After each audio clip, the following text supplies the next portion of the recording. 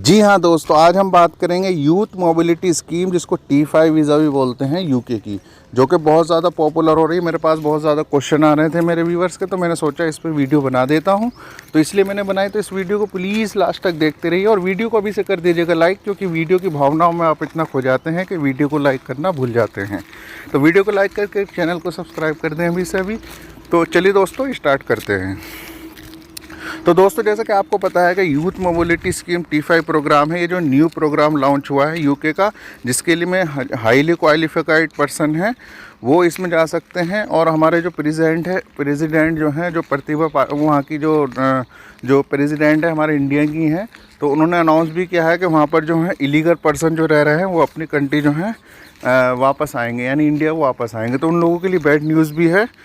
तो हम आज इसी टॉपिक पर बात करेंगे। देखिएगा, मैंने जो ऑलरेडी वीडियो बना दी T3 T4 वीज़ा पर।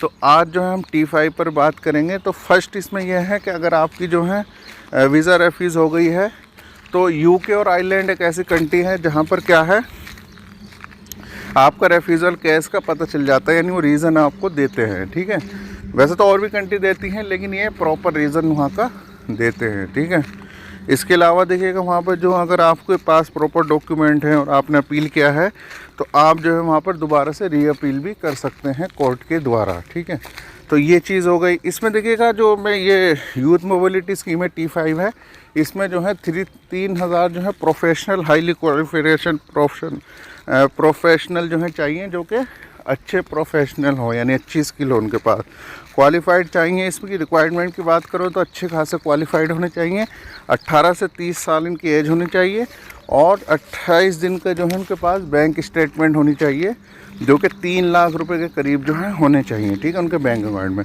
इसके अलावा आप जो है वहाँ पर अपनी फैमिली भी बुला सकते हैं, स्पाउस को बुला सकते हैं उधर, और किसी भी जो है एजेंट पे भरोसा ना करें। 3,000 ही बंदे इसमें चाहिए, तो बहुत ज़्यादा केयरफुल हो जाइए। अगर कोई बोल रहा है कि मैं कराई दूंगा 100%, तो बहुत आसान भी नहीं है। ठीक है, तो ये जो है जैसे कि ये जो है पहले क्या था, ये कुछ कंट्रियों के लिए हुआ करता था, 7 कंट्रियों के लिए जो है यहाँ से जो है इस वीज़ा पे बुलाते थे। जैसे कनाडा हो गया, ऑस्ट्रेलिया हो गया, ताइवान हो गया, न्यूजीलैंड हो गया, जापान हो गया, कोरिया हो गया। लेकिन अभी क्या है कि इन्होंने जो है अभी और कंट्री से भी, जैसे इंडिया से भी जो है बोल दिया है। ठीक है, तो बहुत अच्छी अपॉर्चुनिटीज़ आपके पास है। अगर आपके पास हाईली क्वालिफाइड आप हैं, तो आप जो है जा सकते हैं। लेकिन कुछ जो है बैड न्यूज़ भी है, जैसे कि जो इलीगल पर्सन वहाँ रह रहे थे इंडियन, उनको अपने कंट्री वापस बुलाने का जो है उन्होंने बोला है, वहाँ की जो इमिग्रेशन जो मिनिस्टर हैं। ठीक है, तो इसमें हम आप जो है पूरी जो है हेल्प कर सकते हैं। यूके हमें बहुत अच्छी नॉलेज है। आप अगर इस वीज़ा पे या और किसी भी वीज़ा पर जाना चाहते हैं, जल्द से जल्द कांटेक्ट कीजिएगा।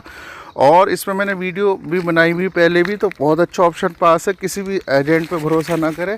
तो मैं यही चाहता हूँ कि आप लोगों की जो भी क्वेश्चन क्वेरी हो वो सॉल्व हो सके। तो आई होप आपको समझ आ गया होगा।